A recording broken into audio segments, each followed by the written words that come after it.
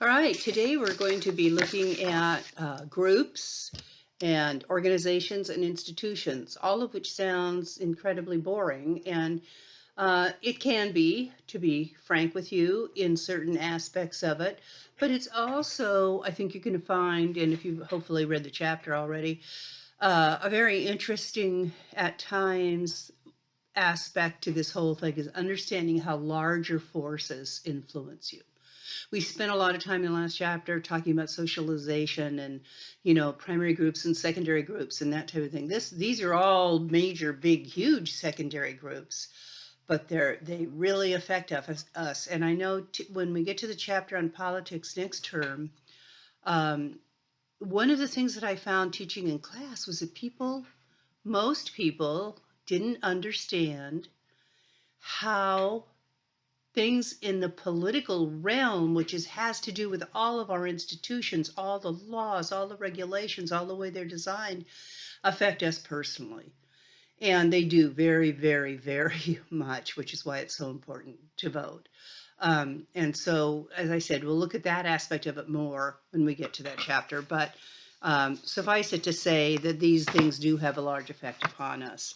So what are social groups to begin with? Two or more people who share some attribute. So they have something in common and they are interfacing or connecting with one another.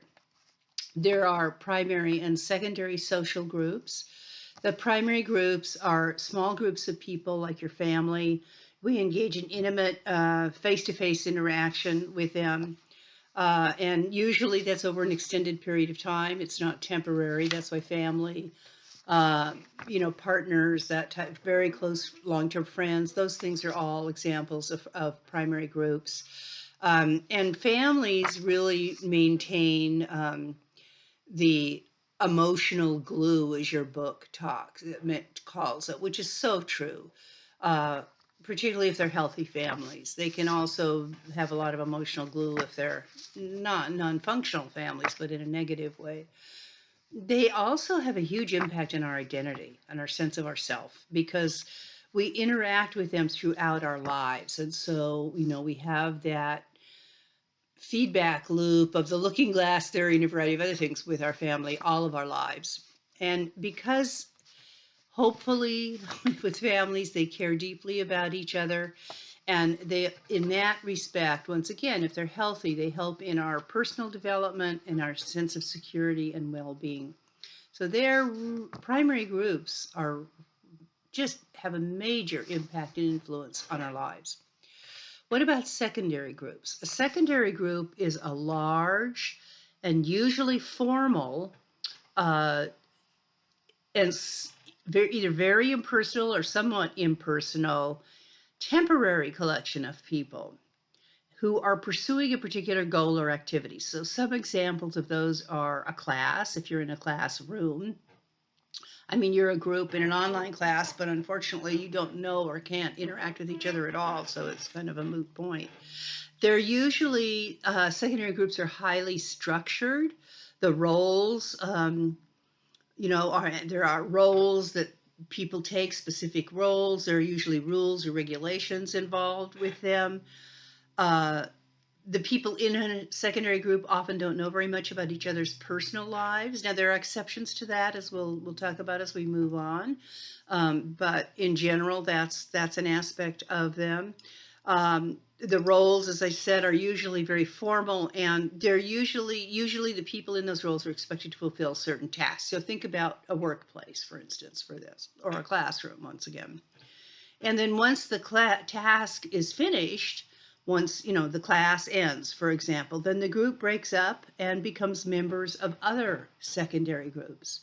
Many Americans go through multiple jobs, right, in their lifetimes. Many, many, many, many workplaces. Each one of those workplaces is a secondary group. Each one, you are assigned certain tasks and responsibilities to fulfill. And when the job ends, or you're fired, or you're laid off, or you find a better job, or whatever, you leave that behind, you move on to the next secondary group. Now, what are ideal types? We talked about those when we looked at American values. a little bit more. I'm going to look into it here. They're general traits that describe a phenomenon rather than an everyday case. So they, once again, an ideal type is not something the way it should be, or that type of thing. It is a description of a phenomenon, of a thing. So what it does is it provides ideas and ideals of how structures and events and behavior, how that differs from, actual reality, as we looked at once again with the values, American values. So the reason this is coming up again is because primary and secondary groups are ideal types. Those descriptions that I gave you are how we think of them as being. They are not always that way. That just like all types of ideal types and how they are in reality, they can vary widely. So sometimes primary groups like families are not so supportive, right? Not so emotionally supportive. Sometimes all they do is provide the kids' physical needs and the rest of it goes by the wayside. Some very dysfunctional families don't even provide the physical needs that the children need. So they're not behaving the way the ideal type of a primary group should. And some secondary groups become, quote, family for people. Sports teams, at least for a limited amount of time, often become like family. Groups performing in the theater often it's a secondary group, but they become like family. In the workplace, there are often groups of women who give each other birthday presents and who know who their children's ages and names and that type of thing. They might go to lunch together once a week. They become kind of a mild form of a primary group for people within a secondary group setting of a job. Now, in groups and out groups. Well, we're seeing plenty of examples of that today, aren't we? If you really want to know what in groups and out groups are and you can't quite wrap your head around it, think about junior high and high school, and you'll remember the in groups and the out groups. That's a pretty powerful experience for many people at that age in that situation. So an in group is people who share a sense of identity with one another and belonging. And that sense of identity and belonging, typically what it does is it devalues people who aren't like them. It devalues and excludes outsiders, right? What's an out group? An out group are people who are viewed and treated negatively because they're seen as having values, beliefs, and other characteristics different from the in group. Okay. Basically, you could just say they're different from the in group.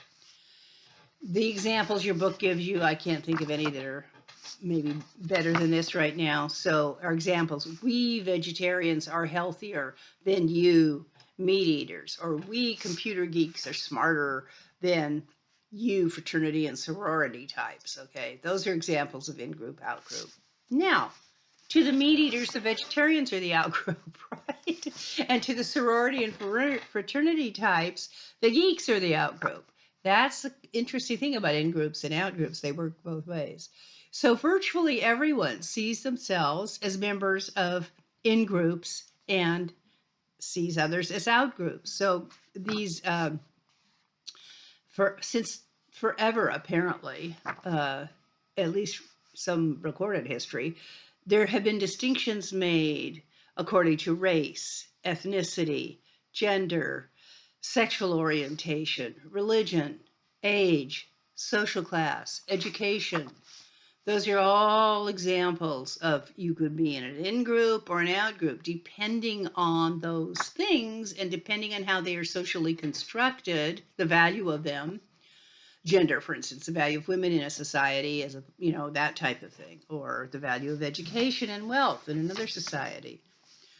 You're either in an in group or an out group, or perceived that way. So what the distinctions do is they can promote in-group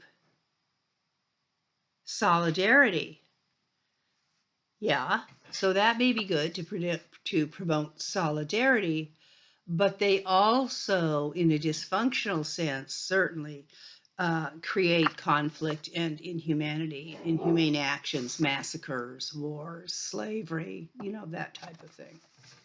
So they have some positive effects, the idea of in-groups and out-groups, but often they have extremely negative outcomes as well. And then, as I said a minute ago, one person's in-group is another person's out-group. So we view gangs as out-groups. Most people do that aren't in gangs. But gangs, to get in a gang member is part of an in-group, right? And it isn't so easy to get into gangs. There are all kinds of initiation rites and variety of things you have to do to become a gang member. And then you are part of that in-group, whereas the rest of society looks at them as an out-group. So as outlaws and things. What are reference groups? Reference groups are people who shape our behaviors, values, and attitudes. And that's why they're called a reference group. We refer to them. They influence who we are, what we want to do, who we would like to be in the future. And unlike primary groups, they rarely provide personal support or face-to-face interaction over time. Now listen to this, because there's a question, I believe it's in the discussion this week, who your reference, what kind of a reference group you might have.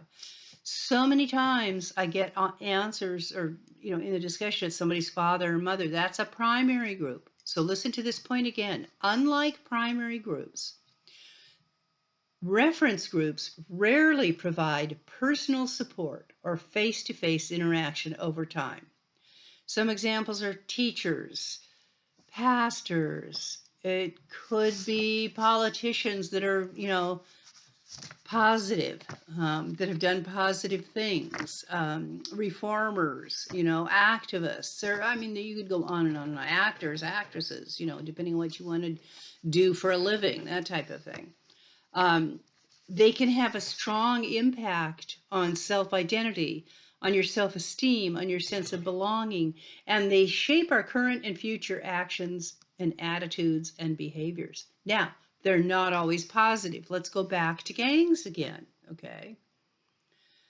A reference, group or person can be something like the leader of the gang, or I want to be the best and richest drug dealer in my neighborhood.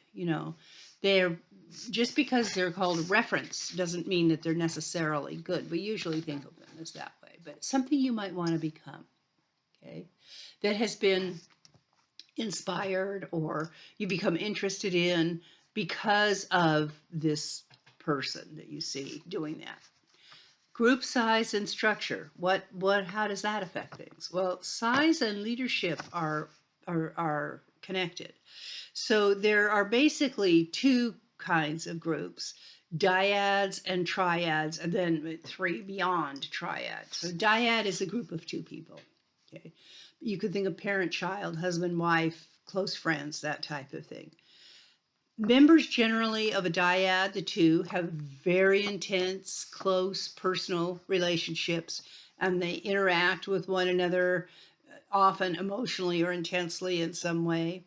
But they can also be very unstable. When I was in a classroom, I'd put up two lines on the board, two parallel lines on the board, and three parallel lines on the board when we got to a triad, and would show you what happens if one person leaves a dyadic relationship. If you got two people in a dyad, right?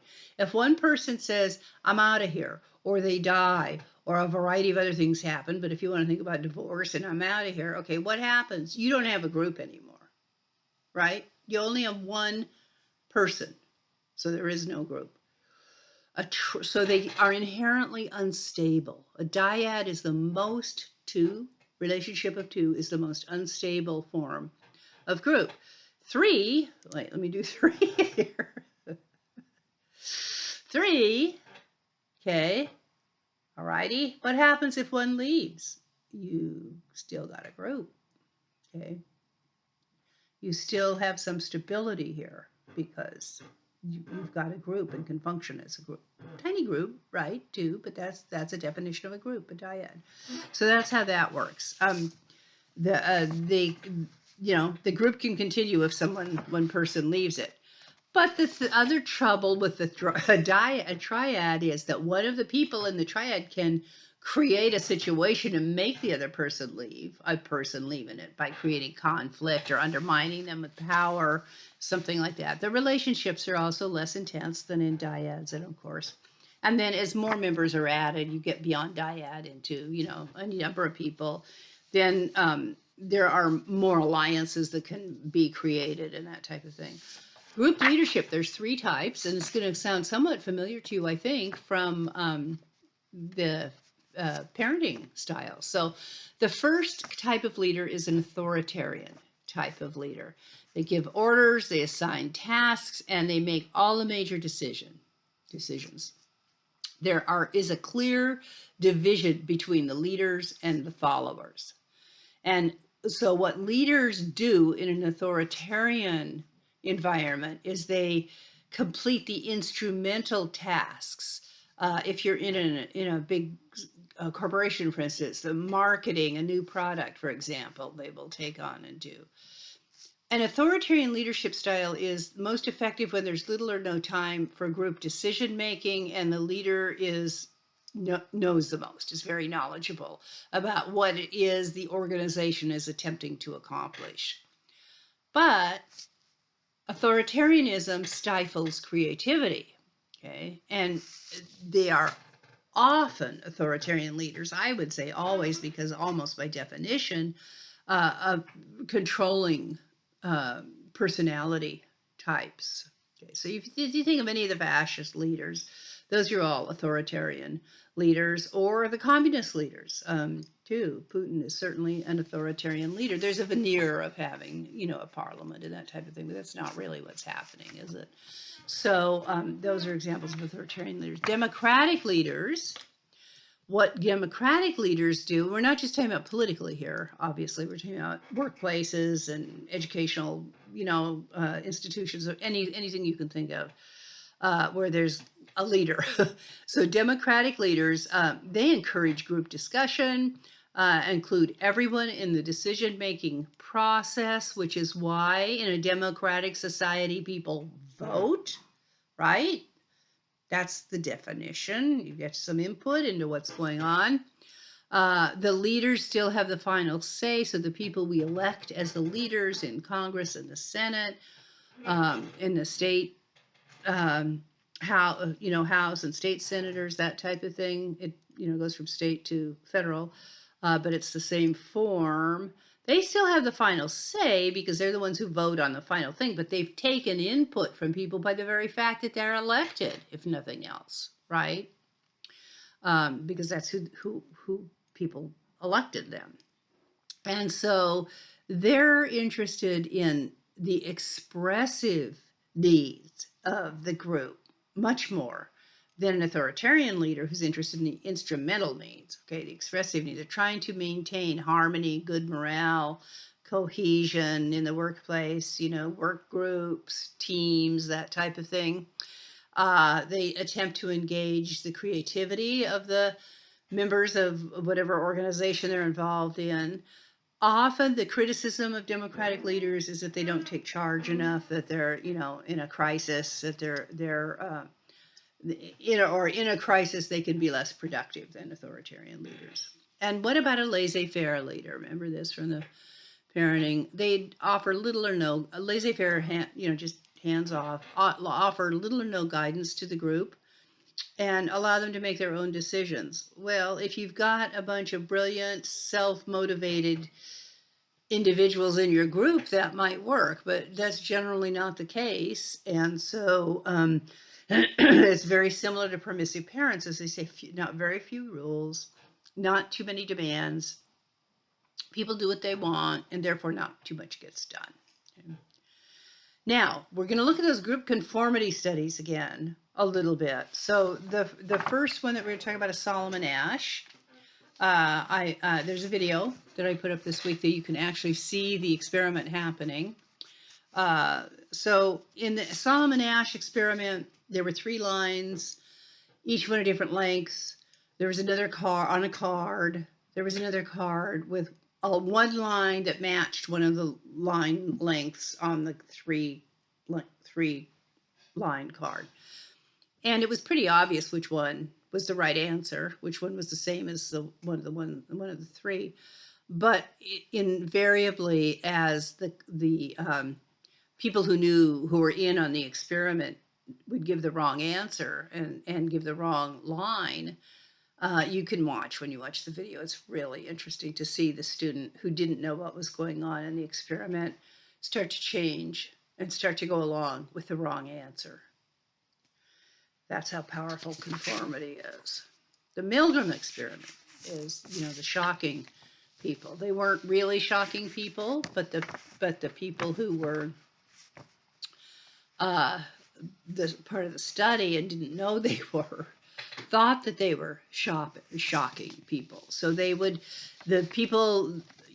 say you have to, and you can Google this and find it online too as well. Some film about it.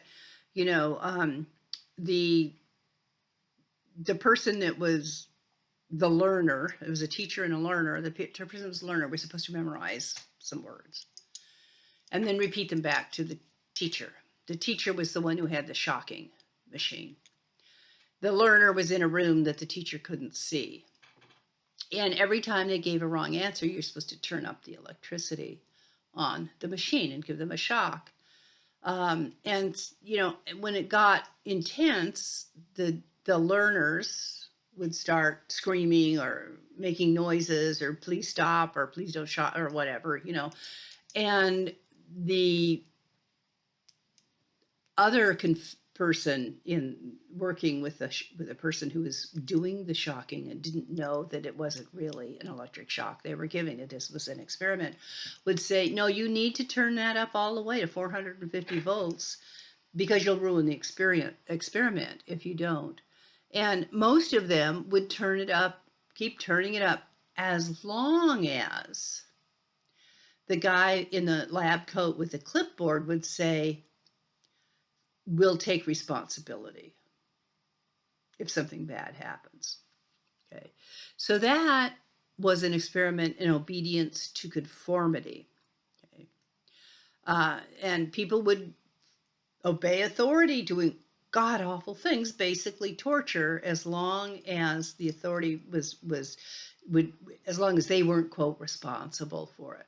I want to go back to the Asch experiment for a moment because I forgot to tell you that 37%, I believe it was, let me check my notes, 37% of the students ended up basically agreeing with the wrong answer.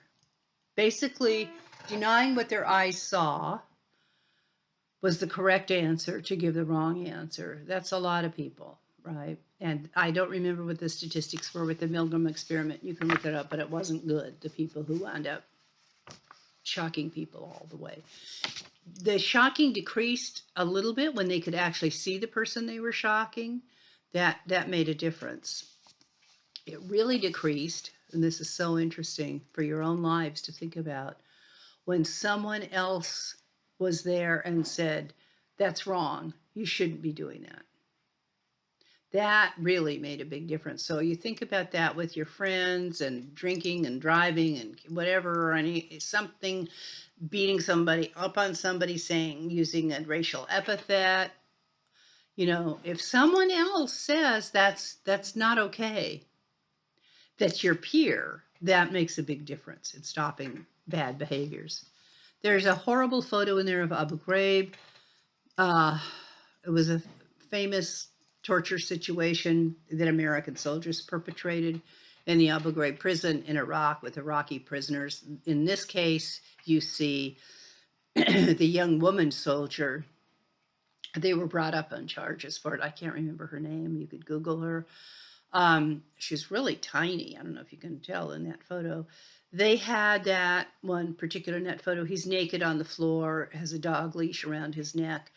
There was a cover photo in Time magazine of what they would do is make the Iraqi soldiers balance on something, and if they couldn't keep their balance, which you could only do that for a certain amount of time, then they would get an electric shock to their genitals. They made them stand naked. There were, as I said, there was a Time magazine cover that depicted that. Not the guy wasn't naked, obviously. So that's another example of, group conformity that can be deadly. And then the Stanford Prison experiment, Zimbardo, the influence of the group's behavior on the group. So it's really something to look at that. And there's a film made about it, a docudrama that's fairly recent, and lots of stuff on the internet you can look at about it. But the guards became cruel and just horribly demeaning. They had to stop the experiment after 6 days. It was supposed to go for 2 weeks. It never should have gone for 6 days. And none of those experiments would be able to be done today. Well, the Asch the Asch experiment could be with the lines. Nobody was hurt.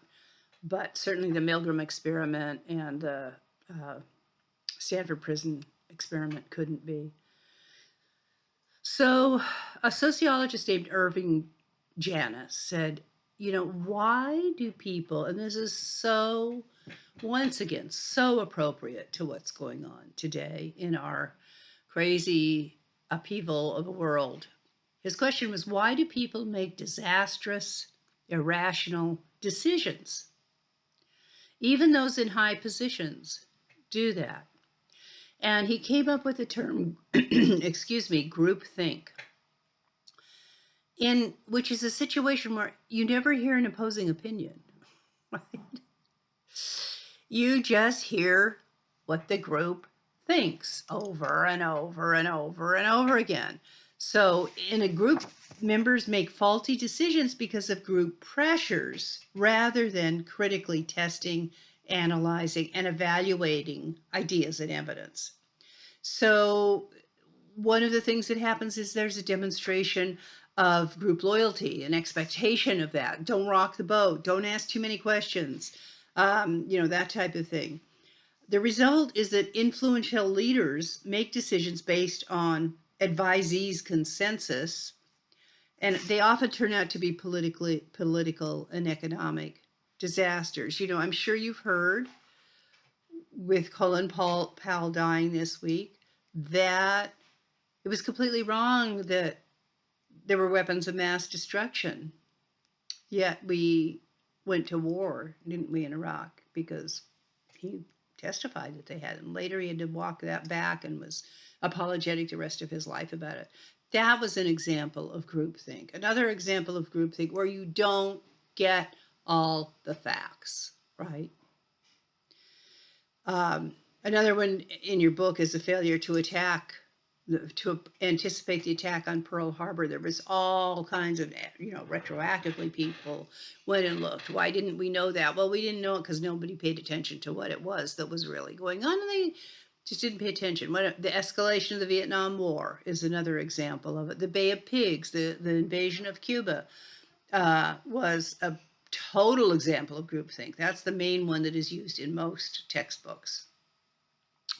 And then the 2004 Senate study of the 2003 decision to invade Iraq, here it is right here, based on the groupthink dynamic, relying on inaccurate information and assumptions. And here's the key point: the dismissal of conflicting information that Iraq had no weapons of mass destruction. The public only found that out, a year later in 2004. So groupthink is common at all levels of groups. PTAs do it, school boards, search committees, juries, religious groups, etc. Okay, what about now social networks? Because that's obviously big groups, right, that we interact with all the time, or most of you do. That's a web of social ties that links individuals or groups to one another. They can be strong or weak.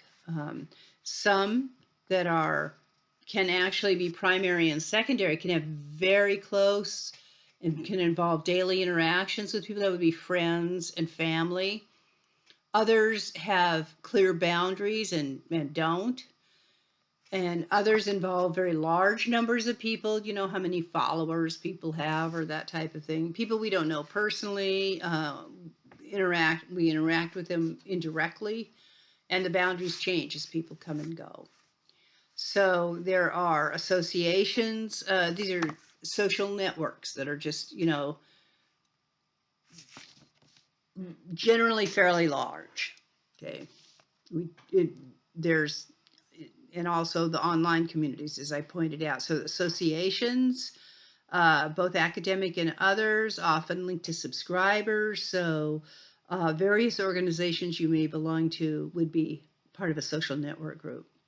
Formal organizations are very complex and structured secondary group, and they're designed to achieve specific goals. So in an efficient manner. So the examples, once again, in your text are like a municipal wastewater department, food producers and processors, grocery chains, garment manufacturers, retailers, those types of things. They're big they're big corporations often, certainly Walmart is a formal organization. SWOC is a formal organization, right? City government is a formal organization.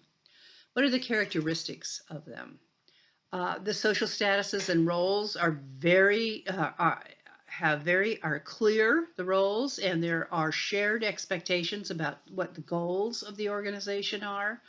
There are strong norms that cover how the relationships operate among the members, specific rights, duties, and obligations. And there's also a formal hierarchy with leaders at the top and then, and down to the bottom. And there are actually three types of formal organizations. Utilitarian is one. Most people belong to one of these. So it provides an income or other material reward. It's government agencies, factories, corporations, schools. Normative organizations are voluntary organizations. So if you belong to a political party, if you belong to a civic organization, an environmental organization, a choir, or a cultural group, occupational groups, that people belong to, that type of thing, religious organization, a union, okay? Now, what are coercive organizations? That's membership is not voluntary. Look at the word coercive. You are forced to be part of this organization. They're primarily prisons. They can be treatment and centers and psychiatric hospitals if you are not there voluntarily. Drug rehabilitation centers, the same situation. If you've been mandated to go to them by someone or somehow, then they're not voluntary, are they? Most of them are total institutions. We talked about that before, with very strict rules, member isolation, and then re-socialization when you leave those institutions and go back into the community. They don't provide re-socialization, unfortunately, especially prisons and the military. But you need to be re-socialized once you've come out of them, because they socialize you into being a prisoner or a member of the military or a soldier, a variety of other things. So you can have one organization actually that's all three of those, okay? That's utilitarian, normative, and coercive. And the example they give you is the military. It's coercive because of the extremely rigid rules, members' isolation from the rest of the population, especially during basic training. We talked about this before, and the resocialization. It's utilitarian because it provides millions of jobs for both soldiers and for civilians. And it's normative because some people join it, for instance, during wartime because of civic responsibility. Some volunteer their time and resources people who aren't in the military to support the military, that type of thing. Organizations that help veterans find jobs, for instance, or re-socialize when they get out. We're having a big problem with that with our military, aren't we? It's so sad. Such a high rate of suicide among the military right now. All right, bureaucracies. Okay. A bureaucracy is a formal organization which is designed to accomplish goals and tasks in an efficient and rational way. And there are ideal characteristics of bureaucracies, just like there are of other things. There's a high degree of division of labor and specialization, so people are performing very specific tasks. It's often outlined in a flow chart in an organization, who does what.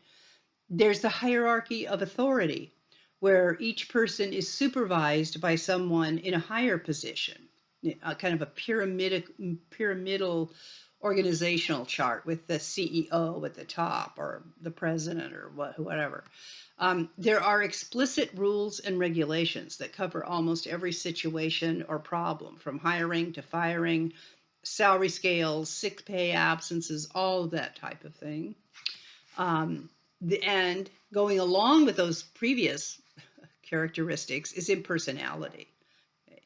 There's really no place for personal likes and dislikes, for tantrums. The expectation is that workers will act professionally because an impersonal workplace minimizes conflict and favoritism. If you want a friend, get a dog, said the CEO of Intel. I think I told you that story. My friend went to go to work there after working at AT&T and couldn't handle it because of the CEO saying at a sales meeting one time, this place is no place for friendship. If you want a friend, get a dog. So she quit. Another characteristic is that the qualifications, your employment being hired is based on certain qualifications. Okay, so you're hired on theoretically objective criteria, on your skills, education, experience, on standardized tests in some situations. And if you perform well, if you're hired, then you'll move up the ladder based on those written rules and regulations about when, how long, and your salary raises, that type of thing. And the other thing is that with a bureaucracy, it's not like a small business where the owner works and the owner also may hire one or two helpers in the shop or something. A bureaucracy is there's a big separation between the ownership of the organization / company, run by a CEO and a board of directors, and the rest of the employees. The employees, nor managers, own anything in the company. They don't own their desks. They don't own anything. The technology, the computers, that type of thing. So Max Weber viewed bureaucracies as being more efficient, more predictable than other forms of organization, but he worried that they could become iron cages. He called it the iron cage of bureaucracy, because you can get trapped in them, right? Very easily. And people who are trapped in them have I'm quoting Weber now, their basic humanity is denied. You're just a cog in a machine, basically. So here are what Weber said are the dysfunctions of bureaucracy. Okay? Very weak reward systems. Weak reward systems, whether that's a salary, whether that's not being told you're doing a good job and treated like a human being, etc. It reduces motivation. And not having motivation in a company or a workplace is a major cause of inefficiency and lack of innovation. So some of the things here that one might think of as being, excuse me, just a minute, being weak reward systems are low wages. Does this all sound familiar to you? Low wages, lack of health benefits, little recognition, unsafe equipment, work environment, and few incentives to be creative. Really, right now we're seeing a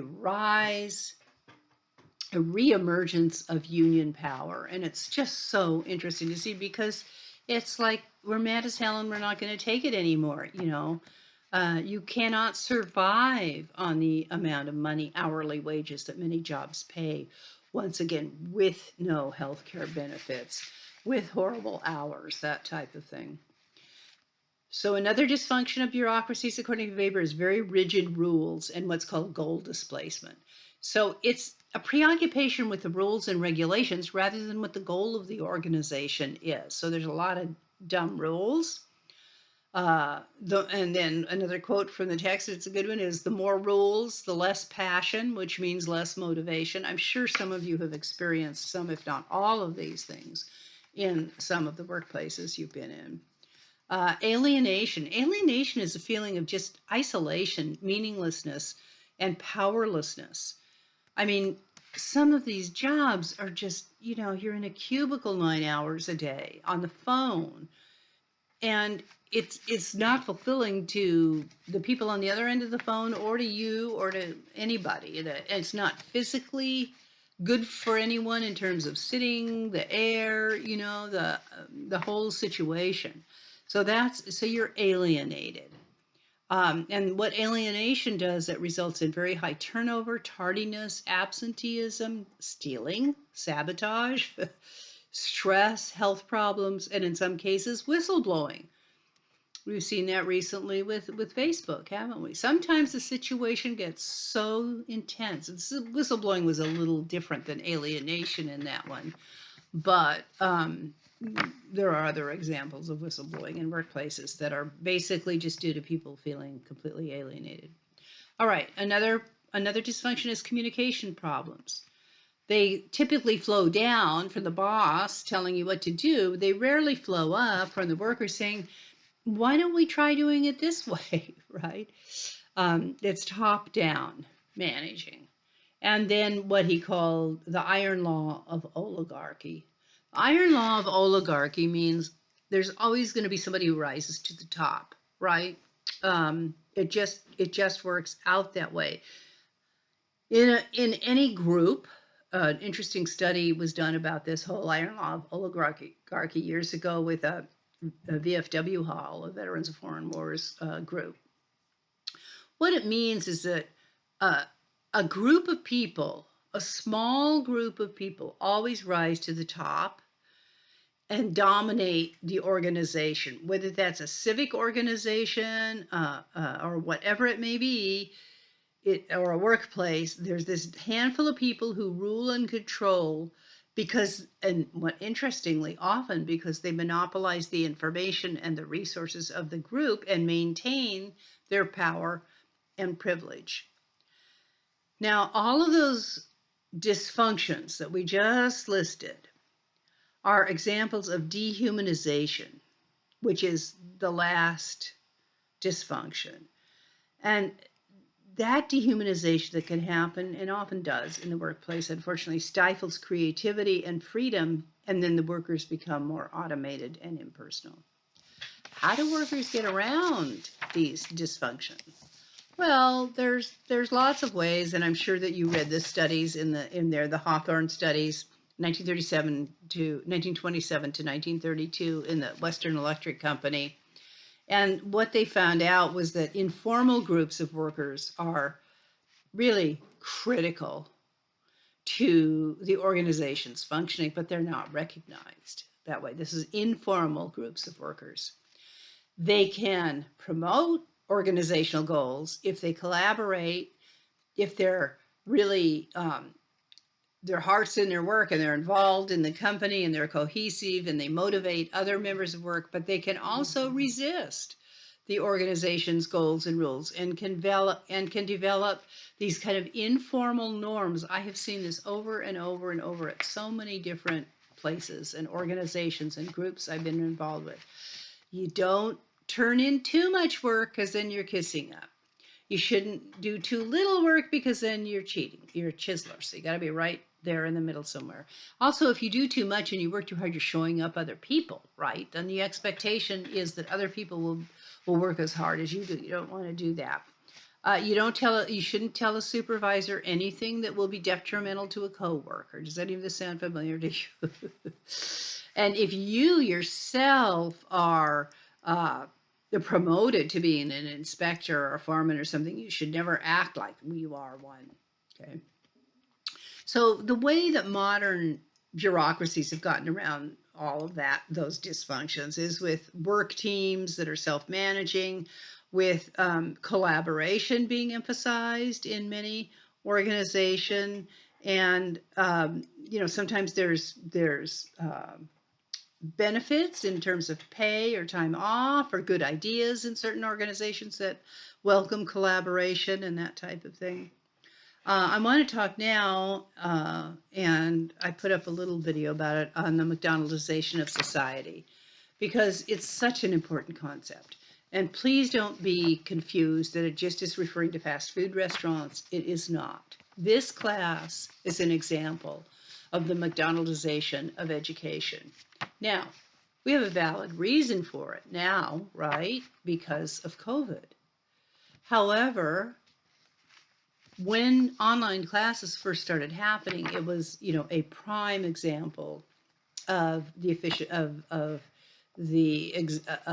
McDonaldization of education, because you'll see what the characteristics are. And the one thing that's not part of the characteristics of McDonaldization is quality. And you could apply that to actually McDonald's and fast food, right? So the characteristics of McDonald's, there's a whole page in your book. You can look at it. It does it in much more detail. Efficiency, calculability, predictability, and control through non-human technology. So you know what efficiency means. If any of you worked at a fast food restaurant, you know that things are organized to be as efficient as possible to get that food out as quickly as possible. Calculability means that McDonald's can literally, did you know that McDonald's actually had the labs genetically create a potato that would slice most efficiently for their French fries with the least waste, the size of it.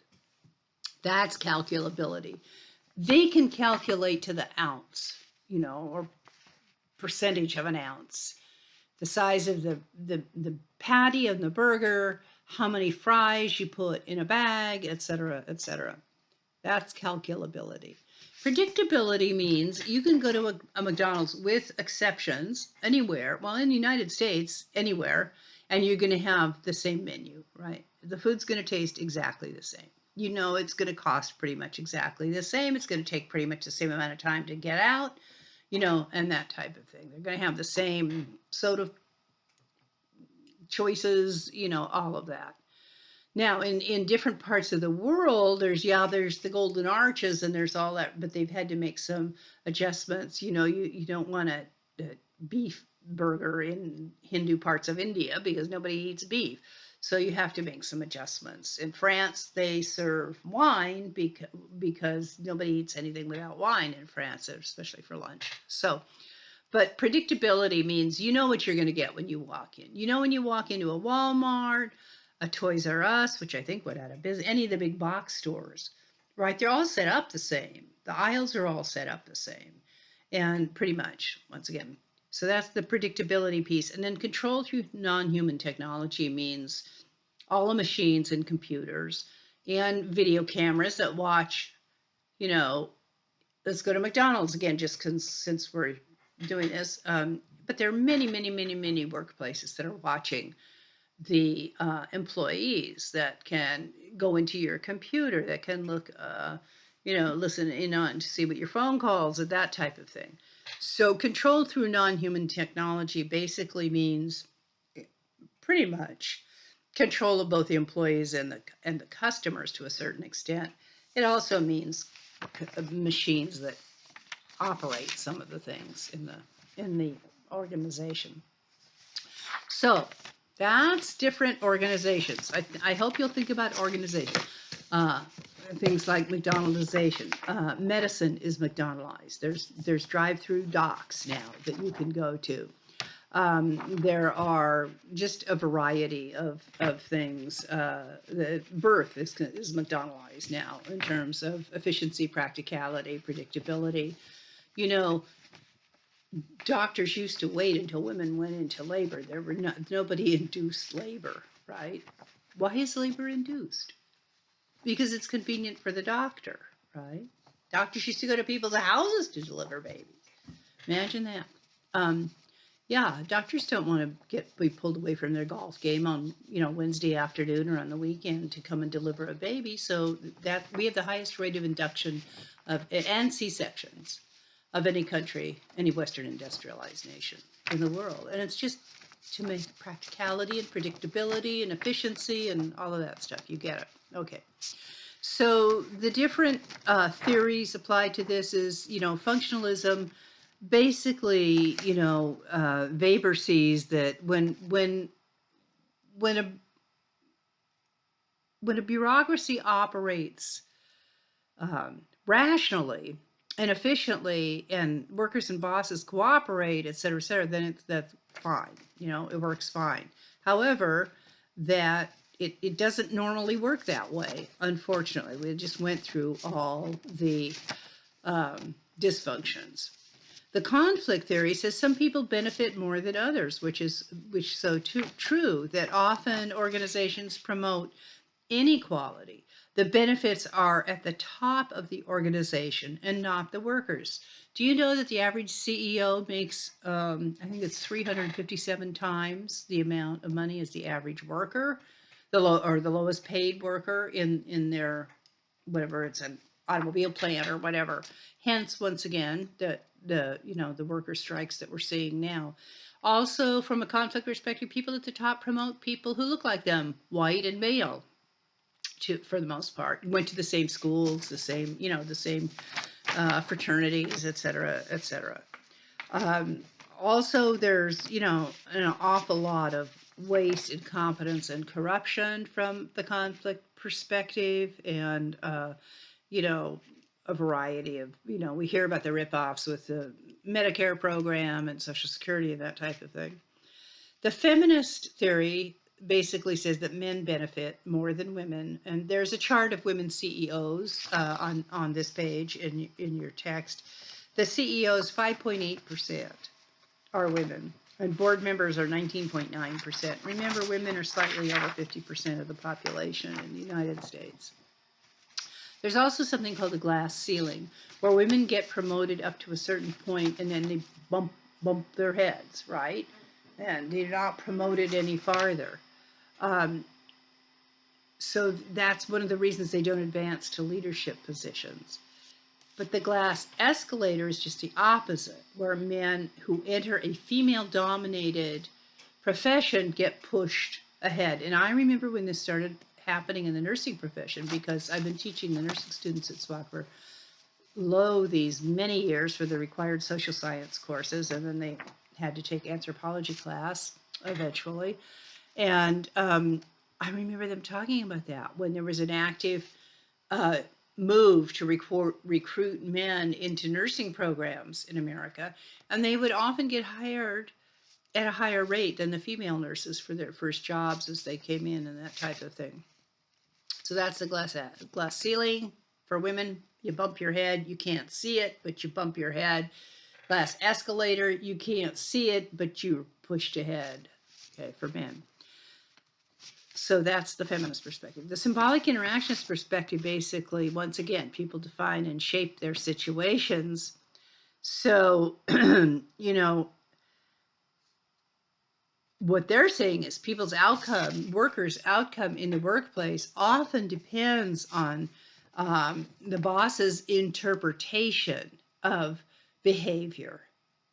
And we're getting into male and female's behavior again, because, for example, when women are clerical workers or supervisors, doesn't matter if they're workers or supervisors, if they lose their temper, they're overwhelmingly seen as too emotional, incompetent, out of control, weak, and therefore, of course, worth less pay. Whereas their male counterparts are often viewed as authoritative, tough, and forceful.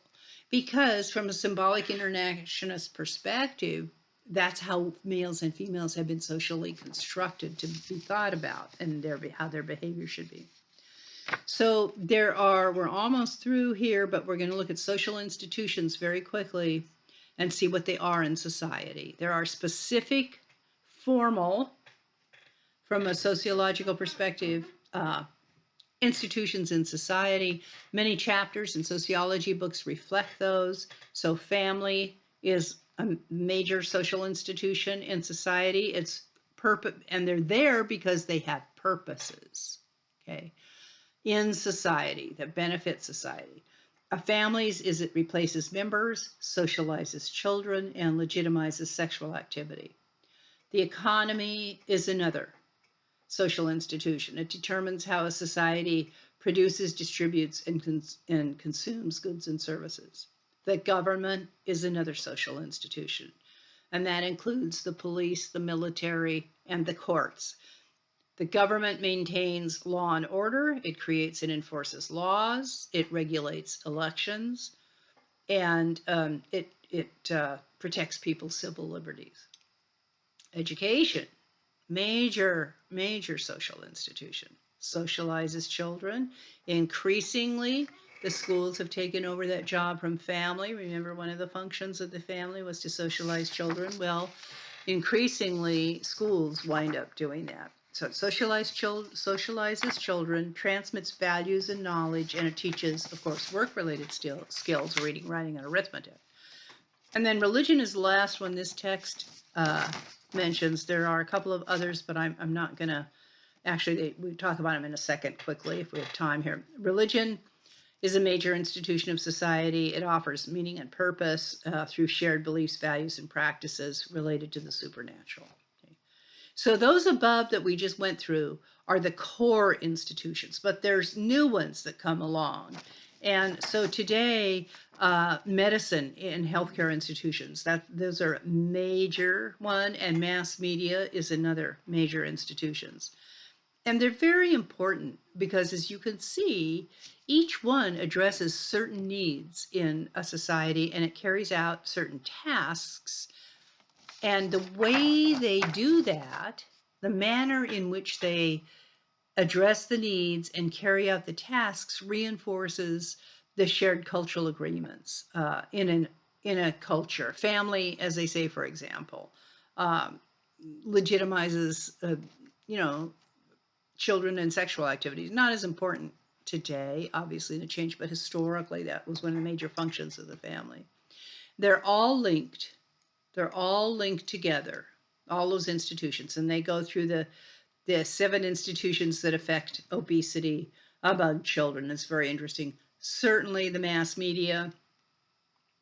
Uh, there, you get information about health in the mass media, but you also get 80 trillion fast food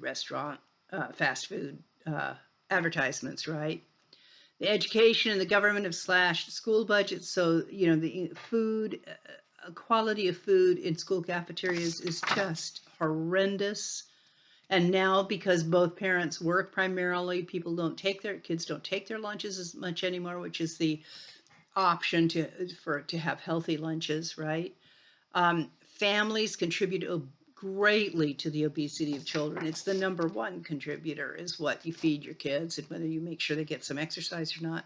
The economy is powerful. They're paying huge tens of thousands of dollars to lobbyists uh, in the government to be sure that those bad things are still advertised on television, things that are very bad for you. Okay, so everything is connected. The example that they give you here, and I think it's pretty amazing, and I'm going to say it because I want you to get it.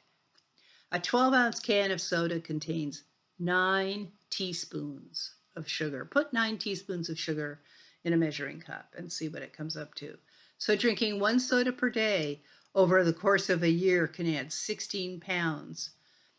And think about which social institutions affect your beverage choice. Do you remember when they tried to take soda pop out of schools? In many places they did wind up doing it, but what a brouhaha about that from the lobbyists, right? Uh, uh, about the soda industry lobbyists. All right, that's it for this week. See you next week.